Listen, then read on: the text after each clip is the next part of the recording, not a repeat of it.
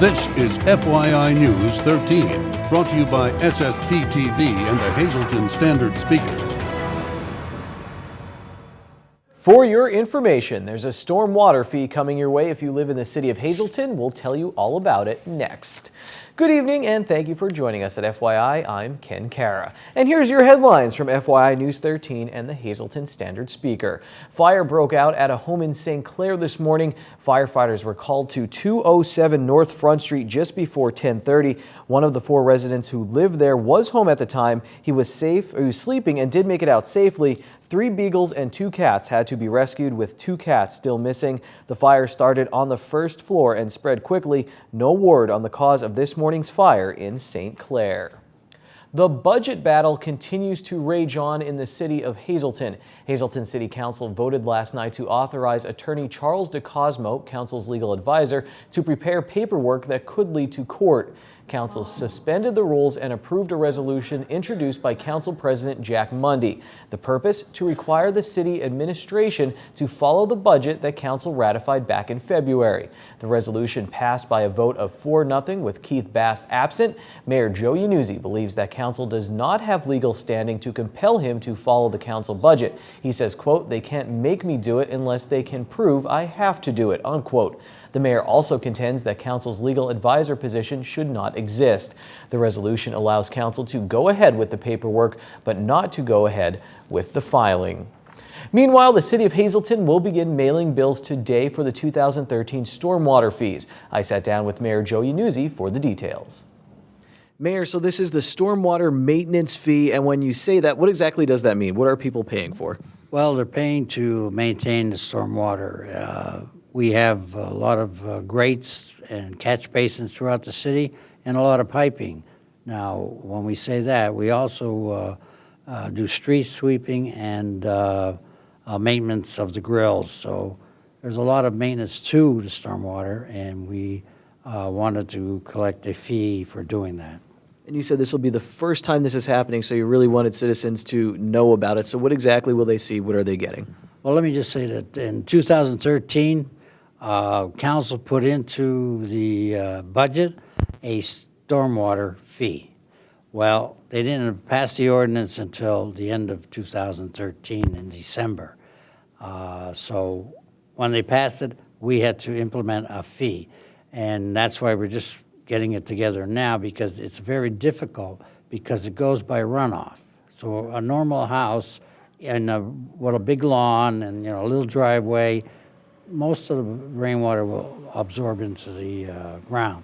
Downtown Hazleton, where you are, there's 100% runoff here. So we have to control that water, where it goes, how it goes, keep it clean, and get it back into the creek. So that's what they're paying for, to maintain that.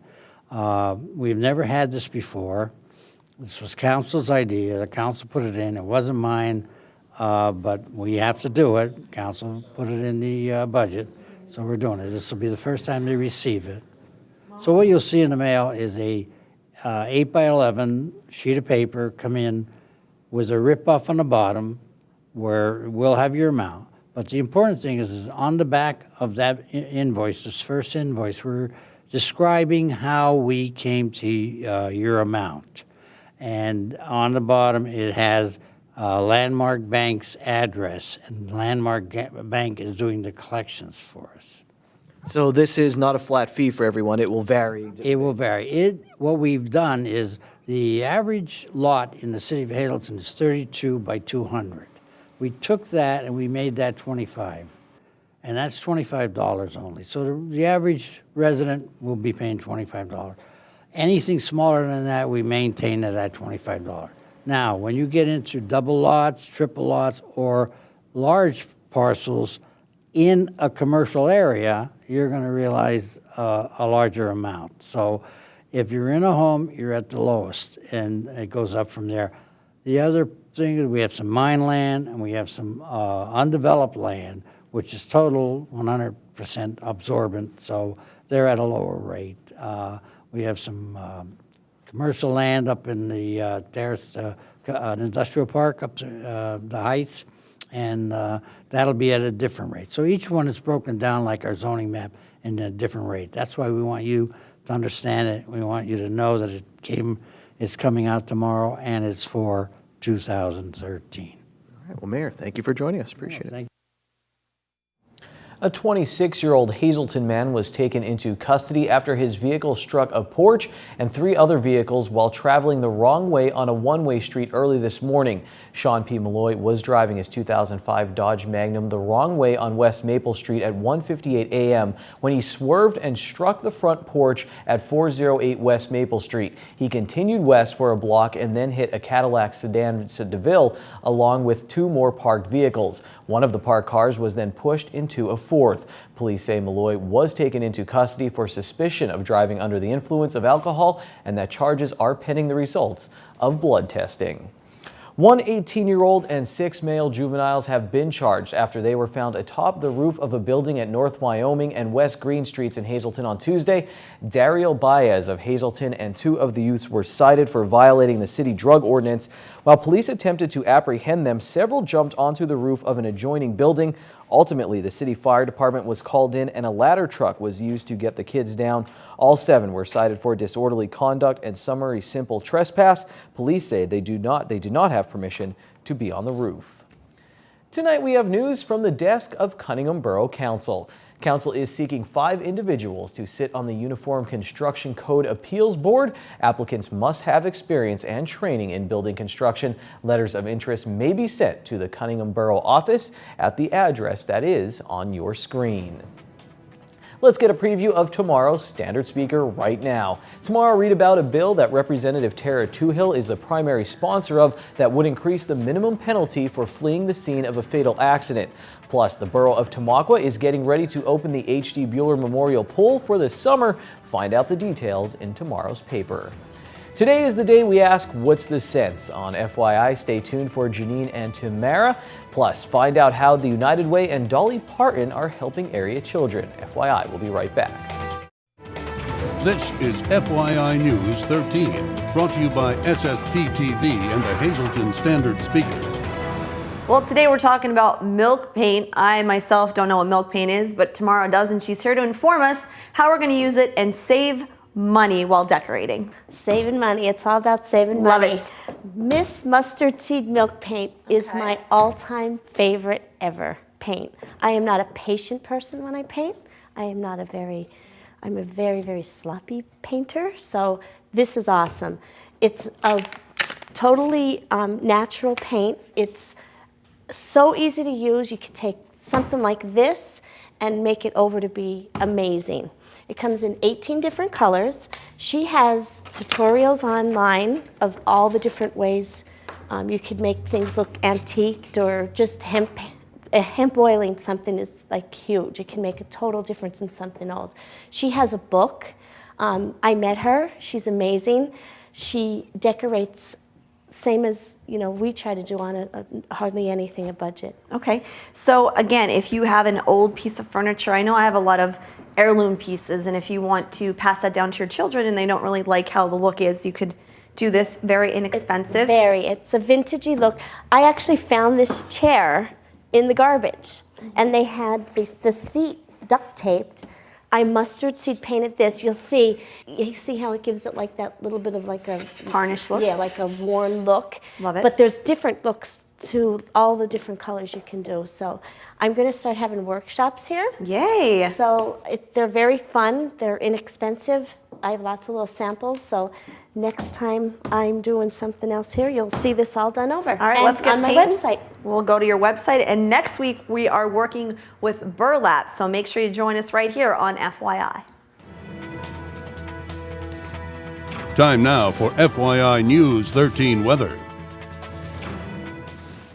When do leaves start to grow? Does it always take this long? I'm starting to get concerned. Regardless, this is a nice weather shot. And now here's FYI weather from the National Weather Service. Tonight, showers are likely, 70% chance. Thunderstorms also possible after 11 p.m. The low will be around 48. For Thursday, there is a 60% chance of showers and a possible thunderstorm before 10 a.m. and then a chance of showers and thunderstorms after 10 a.m. as well. High near 62. Thursday night, 50% chance of showers and thunderstorms, low around 54. For Friday, 30% chance of showers and thunderstorms, and that's mainly before 2 p.m. The high will be near 68. For Friday night, 50% chance of shower and thunderstorms, again, mostly cloudy with a low around 57. For Saturday, guess what? 60% chance of showers, and the high will be up near 70. For Saturday night, again, 50% chance of showers, going to be a wet weekend, looks like, for the first part. The low will be around 54. For Sunday, 30% chance of showers, high near 70. And then Sunday night, mostly cloudy with a low around 53. Tonight's weather is brought to you by Valley High, the area's oldest ice cream and fast food restaurant. Stop on in for a cold treat with their ice cream and yogurt, or some hot food with their burgers, hot dogs, fries, and much more. That's Valley High, located on Route 93 in West Hazleton. Stop on by today or give them a call at 570-455-5362. The United Way of Greater Hazleton is helping jumpstart kids' education from the day they are born. In conjunction with Dolly Parton's Imagination Library, local families can sign up their newborn and they can receive a book a month for free for the first 5 years of the child's life. Here's Lisa Sugart with United Way of Greater Hazleton President and CEO Pat Ward. This is exciting because when we campaign in the community, especially in our schools, we know that our educators do a wonderful job in very difficult times. The school district has more students than it has had in many years. The demographics of the district have changed. And there are many people that live in the community that quite frankly couldn't afford books. And when we hear stories about children that are not ready to be enrolled in kindergarten because they've never been read to and they've never even seen a book, that's a staggering statement to make. This project today, and as I told the group at our kickoff, we're taking baby steps with it because this is representing a major initiative for our United Way, which has adopted education as one of its community initiatives. It is a targeted community focus area for us. As an example, Lisa, 4 years ago, our United Way began to participate in the state's Educational Improvement Tax Credit Program. So we have been providing scholarships to children that are entering preschool. These are from families generally where the family would not be able to afford to send their son or their daughter to a preschool. This also allows the children to get a jump start on being ready for kindergarten. And there's also a workforce development benefit here too, because it allows the mother to get back into the workplace. And this is all free of charge. It is free of charge. We are grateful, first of all, to our friends at Cargill Hazleton. Cargill stepped up early this year, and through the Food and Commercial Workers Union, they have a special fund where the workers contribute to the community. The union contributed money for this project. Then the Cargill plant locally at Humboldt Park matched that contribution. And then the Cargill corporate facilities in Wichita, the home office, if you will, matched that. Then several weeks ago, we were also blessed with a $1,000 contribution from the Luzerne Foundation. And Mr. Barber, Charles Barber, the director, and Tom Kennedy, the board chair from Hazleton, and Lex Sloot, another board member, presented us a check for $1,000. I go back to Cargill for a minute. Aaron Humes, the facility manager, and Wendy Dionise. If it wasn't for these two, we would never have gotten legs on this project. I want to make sure that I covered that. And also the United Way's Child Advocacy Program, Lisa, which meets periodically and does programs and services for youth in our community. Through a grant from the Stella Coleman Trust, we'll have another $5,000. So right now, we're a little bit under $20,000. That's not enough to fund a book a month for 60 months for 500 children in the area. So we're doing some additional work. We have several grant applications that are pending. We're hoping that they will be successful, and we have to continue to fund this project because babies keep on getting born each and every year, and so we want to make sure that we can continue this for many years to come. The program kicks off on July 1st, and to be eligible, you have to be a legal resident of the Hazelton Area School District, and you can sign up at Lehigh Valley Hospital Hazelton after your child is born, and the books will be mailed to you. On tonight's community calendar, a Mother's Day classical piano concert featuring Cheryl Humes and special guest Michael Lewis will take place this Sunday on Mother's Day from 2 to 4 p.m. at the Tamaqua Community Arts Center on Pine Street in Tamaqua. Finger sandwiches and tea will be served. Tickets are $12 for adults, $8 for children 12 and under. And now we take a look at the midday winning Pennsylvania lottery numbers. The daily 078, the big 4 7548, and Quinto 77117. Treasure Hunt 3 7 12 22 27. Sports is up next on FYI.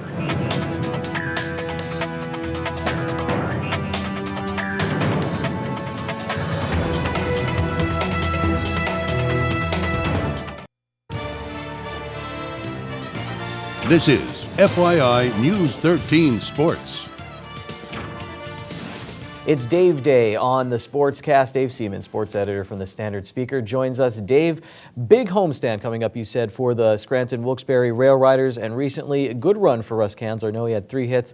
It was nice to see, too, he was mentioned for his defense playing first base as well. So big games coming up for the Rail Riders. Yeah, Rail Riders have a nice 8-game homestand they're in the midst of right now, starting with Indianapolis, the farm club of the Pittsburgh Pirates, one of the top teams in the International League. Follow that up with the Durham Bulls, farm team of the Tampa Bay Rays. They're always a top threat to win the International League Championship, and anybody who's followed the Rays and Joe Madden know that they have an outstanding organization, and they're going to have some outstanding players that come by here. So a chance to get out, maybe go see the Rail Riders. Also a big opportunity to go see Wilkes-Barre Scranton Penguins. They go through the first playoff series against division rival Binghamton. What really impressed me there, Dave, was their defense. Binghamton very good on the offensive side. Pens did a great job stopping them on the power play and coming home and really limiting the Binghamton offense. Great crowd there at the arena as well as the Pens move on. Yeah, the Pens had a promotion where they allowed kids 14 and under to come in free, and anytime you get more people in the arena, it excites the team, and the team plays better, and especially in a playoff atmosphere, any advantage you can get, you'll take it. I was in the locker room after one of the Penguins games, and the players definitely responded. They even said, great crowd tonight. They seem to really be enjoying it in that series against Providence, starting at the Mohegan Sun Arena. The NFL Draft is tomorrow, Dave. Got me thinking about high-profile college players, and for some people who don't follow it as closely, you might hear Johnny Football, and you think Johnny Manziel, you think autographs. You hear Jameis Winston now, who's not in this draft, but will be soon, and you think crab legs now. Kids doing maybe silly or different things at this age. It got me thinking about past Penn State players, high-profile players. Ricky Sales, one of them, got in trouble with Bobby Ingram. Kid turned his whole life around after that mistake. Now has his own charity as an adult and really made things right. What do you think about these high-profile guys making these mistakes heading into the draft? Is it something really character, or do you think kids could change from that age? I think what you said, they're kids. I mean, everybody was 18 and 22 years old once. In college, they're under a microscope, a fishbowl, whatever you want to call it. And they have a lot of opportunities to do things that maybe the regular student might not do. And like I said, they're under a microscope, and it's a tough environment for them to live in. Tough, yes, but it's something that they've been accustomed to doing all their lives. And it's something that they get used to. You think Johnny Manziel did you watch Johnny Manziel at all in college? Did you get a chance to see him a few times? I did get to watch some of his games, and obviously a lot of highlights. If you watch any of the national news, he's all over the national news, but he's the type of player, he's an exciting player. Can he play at the next level? I don't think I'm an expert enough to know that. It's up to the teams to draft him, but he's going to cause excitement and havoc for the opponents because he's a great player. David, has to be busy for you guys at the Standard Speaker right now, the sports staff. A lot of those makeup games from spring sports going on. Talk about how busy it's been. Some of the teams really standing out this weekend, players. It's constant now. Every team is playing 4 games in a week. Baseball, softball, track and field, tennis. It's that type of year. You just gear up for it and you're ready for it. We know we had all those postponements. Eventually we would pay for it, and now's the time to do it. But playoffs are coming too, so that's an exciting time. I know around here you have to be used to it, but have coaches or players mentioned, just how crazy it's been, or crazier than normal, or just par for the course around here? It's crazy. I mean, you have to adjust your pitching staffs. A lot of baseball teams don't have as much pitching, especially the smaller schools. So that's why you see a lot of games now, 17-7, 18-8, or whatever, 12-10, 15-14. It's just it's mayhem. All right, well, Dave, thanks for joining us. A lot of games, and if you want to read all about our local teams, check out the Standard Speaker Sports section. It's Wednesday, and here's some delicious alliteration. It's signature steak night at Bottlenecks. All of their signature steaks are only $9.95, plus bottomless soup and salad for only $2.95. Good evening, everyone, and here's tonight's Talk of the Town report. One announcement for this evening. Spaces are now available for FunFest Reinvented Craft Show. The show is now called Arts, Crafts, and Home Party Show and will be held Saturday, September 6th and Sunday, September 7th. The show is held in the Markle parking lot adjacent to FunFest Midway. Craft show hours Saturday 10 a.m. to 8 p.m. and Sunday 11 a.m. to 7 p.m. For information, call 570-455-1509. That's tonight's Talk of the Town. News 13 would like to send sincere condolences to the family and friends of these recently departed. Marie S. Beach, formerly of Hanover. Services were held Tuesday under the direction of the Hillary J. Bonin Funeral Home. Nicholas A. Gagliardi of Hazel Township. Memorial is Saturday at 2 p.m. at the Fierro Funeral Home. Friends may call from 1 to 2 p.m. Elaine Marie Stakovich of Wyomissing. Mass is Thursday at 10 a.m. in the St. Ignatius Roman Catholic Church. Friends may call Thursday from 9 to 10 a.m. at the church. The Edward J. Kuhn Funeral Home is in charge of arrangements. Agnes M. Cackley, no local services were announced. Mary Soroki of Freeland, services are Friday at 9:30 a.m. in the Immaculate Conception Church. Friends may call Thursday from 6 to 8 p.m. and Friday from 8 to 9 a.m. in the McNulty Funeral Home. Ann Filaretto of Hazleton, funeral is Friday at 10 a.m. in the Transfiguration Roman Catholic Church. Friends may call Friday from 9 to 10 at the church. The Hillary J. Bonin Funeral Home is assisting the family. Gennaro Fort of St. John's, services are private and under the direction of the Stauffer Bresnik Funeral Home. And Margaret N. Nyrim, formerly of Hazleton. Arrangements will be announced by the Turnbach Funeral Home.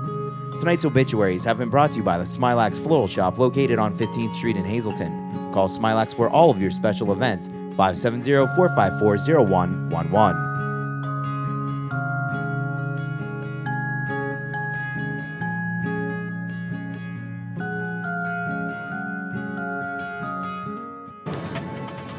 Attention pay-per-view subscribers, if you see your name right now in News 13, you'll have 13 minutes to call in and win a free movie from Service Electric Cablevision. Our winner tonight is John LaRose of Sugarloaf. John, if you're watching, give us a call right now, 570-459-9813 to win your free movie. That wraps up FYI for Wednesday. Thank you for watching. We'll see you tomorrow. Until then, take it easy.